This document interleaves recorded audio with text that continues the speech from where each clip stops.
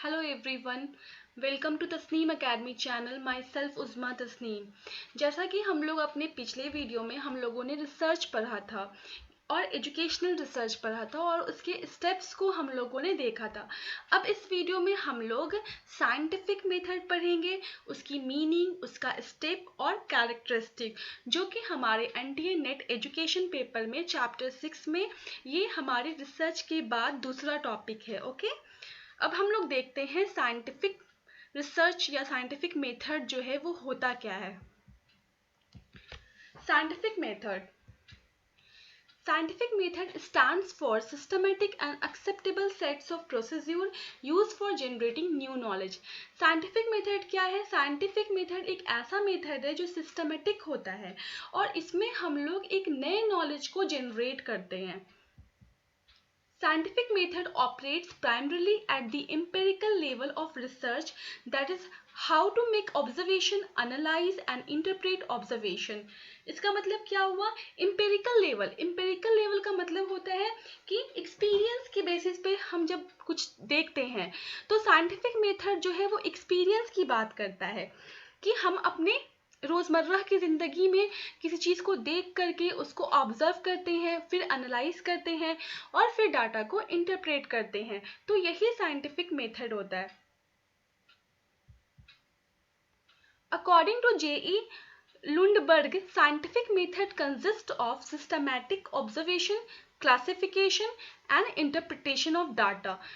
Mean scientific method जो है वो सिस्टमेटिक ऑब्जर्वेशन है। हम अपने एम्पेरिकल, अपने एक्सपीरियंस की बेसिस पे लगातार किसी चीज़ को ऑब्जर्व करते रहते हैं और अपने ऑब्जर्वेशन के बेसिस पे हम क्या करते हैं? क्लासिफिकेशन करते हैं। और जब हम क्लासिफिकेशन कर लेते हैं तो उसके बाद हम क्या करते हैं? उसके बाद हम डाटा का इंटरप्रिटेशन करते हैं। तो साइंटिफिक मेथड क्या हो गया? साइंटिफिक मेथड न्यू नॉलेज को जनरेट करता है, ये सिस्टमेटिक होता है और इसमें बहुत सारे स्टेप्स को फॉलो किया जाता है। और साइंटिफिक मेथड से जो रिसर्च होता है वो रिसर्च बिल्कुल ऑब्जेक्टिविटी उसमें होती है। अब हम लोग समझते हैं ऑब्जेक्टिविटी क्या होती है, सब्जेक्टिविटी क्या होता है। ऑब्जेक्टिविटी का मतलब होता है कि वो बिल्कुल एक्यूरेट रिजल्ट जिसमें आता है और सब्जेक्टिविटी का मतलब होता है जिसमें बायसनेस आ जाता है, मतलब जिसमें हम अपने पॉइंट ऑफ व्यू का इस्तेमाल कर लेते हैं, वो सब्जेक्टिव होता है। और ऑब्जेक्टिव मतलब कि अगर हम एक्सपेरिमेंट कर रहे हैं और एक्सपेरिमेंट करने के बाद जो हमारा रिजल्ट आता है तो वो बिल्कुल सही रिजल्ट होता है, तो वहाँ पे बायसनेस का चांसेस नहीं होता है ऑब्जेक्टिविटी में। लेकिन सब्जेक्टिविटी में बायसनेस के चांसेस होते हैं। तो जो हमारा साइंटिफिक मेथड का जो रिसर्च होता है ना वो बिल्कुल ऑब्जेक्टिव होता है। उसमें जो रिजल्ट आता है ना उसमें किसी भी तरह का कोई भी बायसनेस नहीं होता है। तो ये है साइंटिफिक मेथड। अब साइंटिफिक मेथड्स में बहुत सारे स्टेप्स होते हैं। अब हम लोग देखते हैं उसके स्टेप्स को। स्टेप्स ऑफ साइंटिफिक मेथड, जैसा कि हम लोगों ने अपने पिछले वीडियो में एजुकेशनल रिसर्च के स्टेप्स को देखा था, तो हर चीज़ क्या होता है? रिसर्च एक सिस्टमेटिक प्रोसेस है ना, तो साइंटिफिक मेथड भी सिस्टमेटिक प्रोसेस है। अंडरस्टूड? तो इसमें भी क्या होगा? सिस्टम के तहत कुछ ना कुछ स्टेप होगा। तो साइंटिफिक मेथड में भी कुछ स्टेप्स आते हैं। वो कौन कौन से स्टेप हैं हम देखते हैं। सबसे पहले क्या है स्टेप में? ऑब्जर्वेशन है। उसके बाद research question, hypothesis, experiments, analysis and conclusion. हमारे साइंटिफिक मेथड में ना साइंटिफिक मेथड में बहुत सारे स्टेप्स होते हैं। कोई ज़रूरी नहीं है कि हर जगह यही स्टेप हो। इसके जो स्टेप होते हैं ना वो डिसिप्लिन के हिसाब से चेंज होते रहते हैं। लेकिन जो स्टेप मैंने यहाँ पे लिया है ये 6 स्टेप जो है वो कॉमन स्टेप हैं, ठीक है। लेकिन डिसिप्लिन के चेंज होने से साइंटिफिक मेथड का जो है वो स्टेप जो है वो वैरी करते रहता है।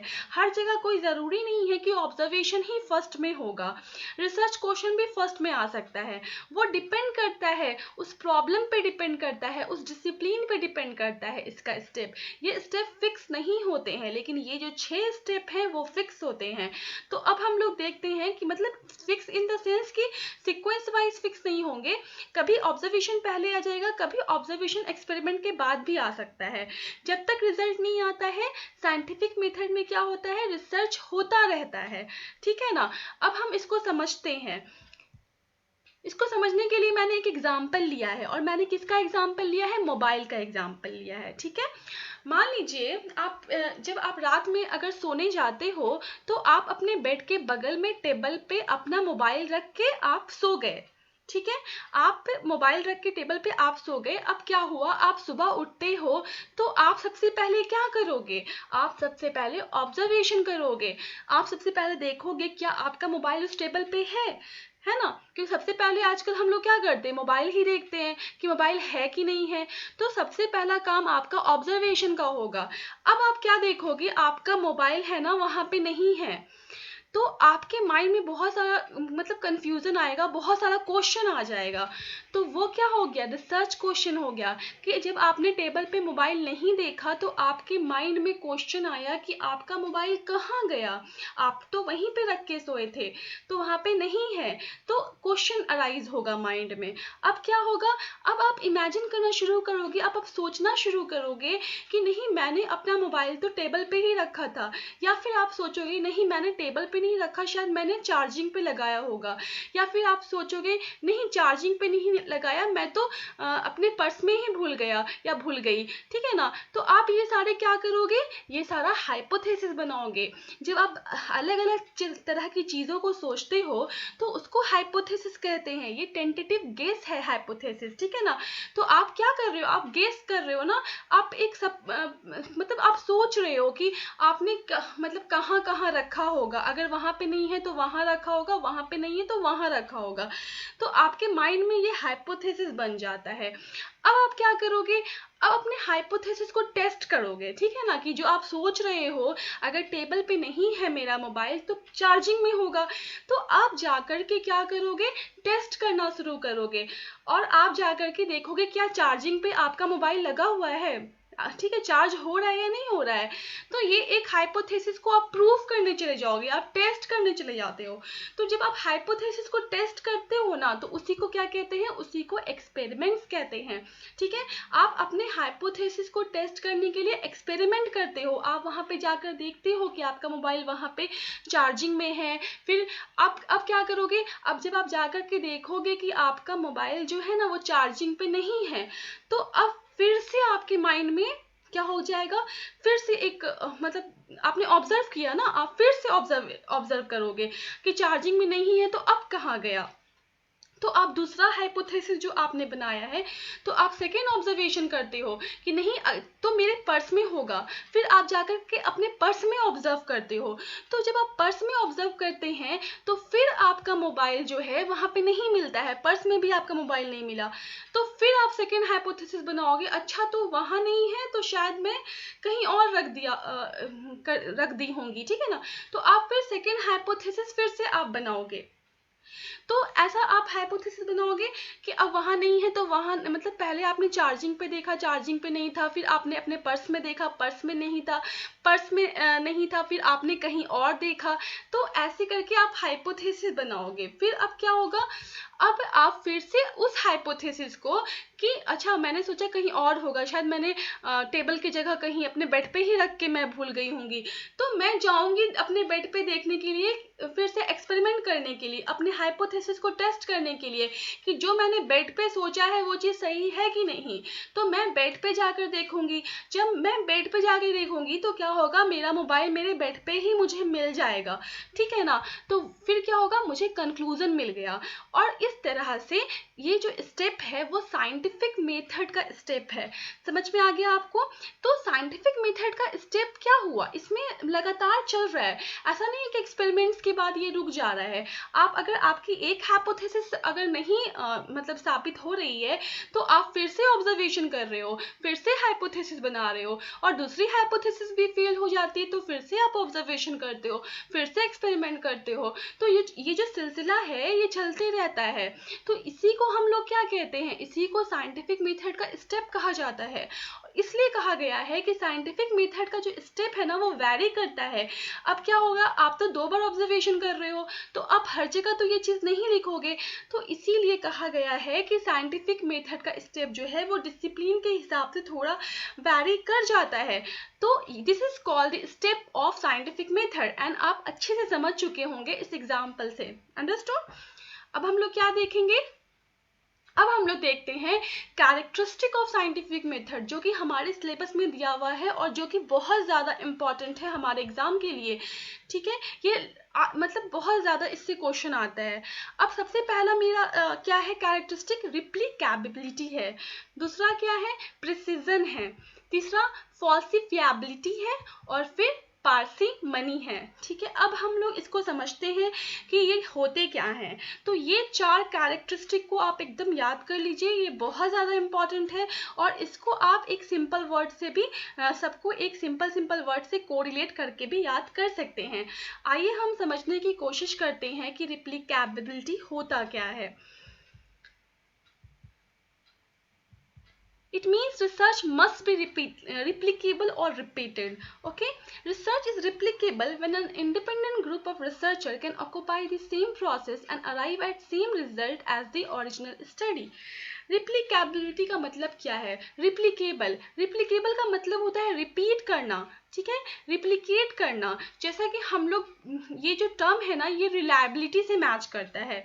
कि आप इसको एक एग्जाम्पल लेके समझ सकते हैं। जैसे कि हम एक एग्जाम्पल लेते हैं कि मान लीजिए जो पिछले वीडियो में मैंने एक टॉपिक लिया था मैथमेटिक्स एंजाइटी एंड अचीवमेंट, है ना, तो मैं उस टॉपिक पे रिसर्च करना चाहती हूँ।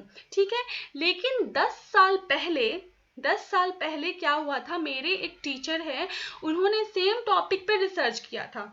ठीक है, सेम टॉपिक पे सेम सिचुएशन पे रिसर्च किया था। तो मैं क्या करूंगी, मैं वही रिसर्च फिर से करने आऊंगी। ठीक है, 10 साल की बात करूंगी, उन्होंने 10 साल पहले किया था। तो अब क्या होगा कि मैं सेम सिचुएशन में सेम टॉपिक पे और सारा कंडीशन सेम लेकर के अगर मैं रिसर्च करूंगी, तो क्या होगा, जो मेरा रिजल्ट आएगा, जो मेरे टीचर का रिजल्ट आया था और जो मेरा रिजल्ट आए, वो दोनों मैच करना चाहिए। ठीक है ना, जो उनका रिजल्ट आया और जो मेरा रिजल्ट आया, तो अगर वो दोनों रिजल्ट मैच कर जाता है तो मेरा रिसर्च क्या कहलाता है, रिप्लिकेबल कहलाता है। तो साइंटिफिक मेथड क्या कहता है, जब तक कि आपका रिसर्च रिप्लिकेबल नहीं होगा तो साइंटिफिक मेथड नहीं फॉलो करेगा वो रिसर्च। तो आपका जो रिसर्च है ना, उसमें सेम कंडीशन पे अगर आप दोबारा रिसर्च करते हैं तो आपका रिजल्ट सेम आना चाहिए। This is called replicability and this is related to consistency also and this is related to reliability also. Okay, understood. Now we talk about precision. What is precision? It refers to theoretical concepts which are often hard to measure. These must be defined with such precision that others can use to measure those concepts and test that theory. Precision को आप एक word से याद रख सकते हो, accurate. ठीक है, accurate वर्ड से आप इसको याद कर लीजिए। अब इसको समझिए कैसे, मान लीजिए क्या होता है ना, बहुत सारी थ्योरी दी जाती है। ठीक है, अब बहुत सारी थ्योरी दी जाती है, तो अब हम क्या करते हैं, जैसे अभी मैंने आपको साइंटिफिक मेथड का थ्योरी बताया, जी ए लुनबर्ग ने जो थ्योरी दी थी, तो मैंने उनका नाम मेंशन कर दिया। तो उन्होंने जो डेफिनेशन दिया, ठीक है, साइंटिफिक मेथड का जो उन्होंने डेफिनेशन दिया है, वो एक एक्यूरेट डेफिनेशन है, वो चेंज नहीं हो सकता है। और हमको अगर कभी भी हमें उस डेफिनेशन को लिखना होगा तो उनका नाम मेंशन करके हम डेफिनेशन को लिखते हैं। तो दिस इज प्रिसीजन, कि दैट डेफिनेशन इज एक्यूरेट, वो चेंज नहीं हो सकता है। तो एक्यूरेसी होती है किसी थ्योरी को दिखाने के लिए, किसी टेस्ट को मेजर करने के लिए हम वहां पे एक्यूरेसी को मेंशन करते हैं। Understood, this is called precision. तो प्रिसीजन के वर्ड को आप एक्यूरेसी से याद कर लीजिए। और रिप्लिकेबिलिटी जो मैंने बताया, उसको आप रिप्लिकेशन से याद कर लीजिए, रिलायबिलिटी से याद कर लीजिए और रिप्लिकेबिलिटी से याद कर लीजिए। अब हम देखते हैं falsifiability क्या होता है। Falsifiability is the capacity for some proposition, statement, theory or hypothesis to be proven wrong. Theories that cannot be tested or falsified are not scientific theories. इसका मतलब क्या हुआ, इसका मतलब ये हुआ कि फॉल्सिफिएबिलिटी का मतलब होता है ना कि हमारे थ्योरी में कुछ ऐसा पॉइंट हमें मिल जाता है जिससे कि उस थ्योरी को गलत कहा जा सकता है। ऐसा नहीं, पूरा पॉइंट नहीं, कुछ थ्योरी में कुछ ना कुछ ऐसा पॉइंट होता है। जैसे कि अभी हम लोग साइकोलॉजी की ही बहुत सारी थ्योरी हम लोग पढ़ते हैं, तो कोई ये नहीं है ना कि वो थ्योरी को एकदम एक्सेप्ट कर ही लिया जाता है। अब जीन पियाजे ने जो थ्योरी दी है तो उसमें भी तो क्रिटिसिज्म निकाला गया, सिगमंड फ्रॉइड ने थ्योरी दी तो उसको भी क्रिटिसाइज किया गया। तो मतलब साइंटिफिक मेथड में ना फाल्सिफिएबिलिटी होना चाहिए, मतलब उसमें कुछ ऐसा होना चाहिए कि हम उस थ्योरी को रिजेक्ट कर सकें, उस थ्योरी को मतलब रॉन्ग कर सकें। तो कुछ ऐसा होना चाहिए, किसी एविडेंसेस के बेसिस पे करें, ऐसे ही नहीं बोल दे कि वो थ्योरी गलत है, मेरे पास कुछ प्रूफ होना चाहिए। जैसे कि जीन पियाजे की थ्योरी को बहुत लोगों ने क्रिटिसाइज किया, तो वो क्यों क्रिटिसाइज करते हैं? क्योंकि उनके पास कुछ प्रूफ है। सिगमंड फ्रॉइड की थ्योरी पे बहुत सारे क्रिटिसाइज किए गए हैं। तो क्यों किए गए हैं? क्योंकि वहाँ पे एविडेंसेस के बेसिस पे उसको क्रिटिसाइज किया जाता है। तो थ्योरी जो है ना, उसमें जब तक कि फैल्सिफिएबिलिटी नहीं होगा वो थ्योरी साइंटिफिक नहीं होगा। अब आप फैल्सिफिएबिलिटी को एक एग्जांपल से समझ सकते हैं। मान लीजिए बहुत लोग ये कहते हैं, आप एप्पल है, ठीक है, अगर वो एप्पल देखने में ग्रीन लग रहा है तो मतलब कि वो खट्टा होगा। मतलब ये कहते हैं कि जो ग्रीन एप्पल होते हैं ना वो हमेशा खट्टे ही होते हैं, मतलब उनका टेस्ट कभी मीठा होता ही नहीं है। लेकिन क्या हुआ, मैंने उस ग्रीन एप्पल को खाया और मुझे वो एप्पल क्या लगा, मीठा लगा, स्वीट लगा। तो क्या हो गया यहाँ पे, जो पहली जो थ्योरी बनाई गई थी कि जो ग्रीन एप्पल होते हैं वो खट्टे होते हैं, तो क्या हो गया, वो थ्योरी यहाँ पे फेल हो जाएगी, है ना, क्योंकि मैंने उसी एप्पल को खाया, उसी ग्रीन एप्पल को खाया, वो मुझे मीठा लगा। तो मेरे पास एक सबूत आ गया ना, एक एविडेंसेस आ गया, और उस बेसिस पे हम उसके वो वाले पॉइंट को कैंसिल कर सकते हैं। तो फैल्सिफिएबिलिटी यही कहता है कि किसी हर थ्योरी में कुछ ना कुछ ऐसा पॉइंट होता है जिससे कि हम उसकी किसी पॉइंट को रिजेक्ट कर सकते हैं और उस थ्योरी के किसी पॉइंट को रिजेक्ट कर सकते हैं। और जब हम ऐसा करते हैं तो उसी को हम लोग क्या कहते हैं, उसी को हम लोग साइंटिफिक मेथड कहते हैं कि हाँ ये थ्योरी साइंटिफिक मेथड है। अगर हम उसको नहीं मतलब कैंसिल कर सकते हैं, कोई एविडेंसेस की बेसिस पे हम उसको कैंसिल नहीं कर सकते हैं, तो वो थ्योरी साइंटिफिक नहीं होती है। जैसा कि theories that can not be tested और falsified are not scientific theories. Understood? Now last one is what? Last one is parsimony. What is parsimony? Parsimony, when there are numerous explanations of a phenomena, scientists must always accept the simplest or logically most economic explanation. This concept is called parsimony. Parsimony का मतलब होता है simple as possible. तो आपको Parsi S से हो रहा है और सिंपल भी क्या होता है, एस से होता है ना। तो आपको पारसीमनी को सिंपल से याद कर लेना है। तो पारसीमनी ये कहते हैं कि अब जो साइंटिस्ट लोग हैं ना वो बहुत सारे रिसर्च करते हैं, बहुत सारे एक्सपेरिमेंट करते हैं। अब उनके एक्सपेरिमेंट में क्या होता है ना, बहुत सारी थ्योरीज आ जाती, मतलब थ्योरी आता है, बहुत सारा रिजल्ट आता है। तो वो क्या करते हैं, वो सारे रिजल्ट को एक्सेप्ट नहीं करते हैं, वो वैसे रिजल्ट को एक्सेप्ट करते हैं ना जो सिंपल भी हो, जो लॉजिकल भी हो और जिसका एक्सप्लेनेशन क्या हो, इकोनॉमिक हो। ठीक है ना। तो पारसीमनी वही हो गया कि एज सिंपल एज पॉसिबल, कि लोगों को समझने में भी आसानी हो, कि अगर हम बहुत डिफिकल्ट यूज कर लेते हैं, जैसे कि अभी बहुत सारे हम लोग चैनल पे पढ़ते हैं जा करके, तो हम किसको सुनना पसंद करते हैं, जो बहुत सिंपल पढ़ाते हैं, जो बहुत सिंपल वे में एक्सप्लेन करते हैं। अब डिफिकल्ट में जो एक्सप्लेन करते हैं हम तो उनसे नहीं ना समझ पाएंगे, तो हम उनको नहीं देखते हैं। तो पारसीमनी यही होता है, एज सिंपल एज पॉसिबल। तो पारसीमनी को आप सिंपल से याद कर लीजिए। इस तरह से हमारा कैरेक्टरिस्टिक क्या हो गया, 4 कैरेक्टरिस्टिक हो गया। रिप्लिकेबिलिटी हो गया, दूसरा क्या था हमारा, प्रिसीजन था, ठीक है, तीसरा क्या था, फैल्सिफिएबिलिटी था, और चौथा पारसीमनी है। सबको एक एक वर्ड से याद कर लो। रिप्लिकेबिलिटी क्या है, ये रिलायबिलिटी है। फिर है प्रिसीजन क्या है, एक्यूरेसी है। फॉल्सिफिएबिलिटी क्या है, इसमें हाइपोथेसिस को या फिर हमारे थ्योरी को रिजेक्ट करने का ऑप्शन है, एविडेंसेस की बेसिस पे रिजेक्ट करते हैं तो। और पारसीमनी क्या हो गया, ये हो गया मतलब एज सिंपल एज पॉसिबल। तो ये जो था ना, ये हम लोग क्या क्या पढ़ लिए, हम लोग मीनिंग पढ़ लिए, उसके स्टेप्स को पढ़ लिया हम लोगों ने, और हम लोगों ने कैरेक्टरिस्टिक पढ़ लिया। इसी हिसाब से मेरा टॉपिक अब कंप्लीट हो जाता है। Thank you.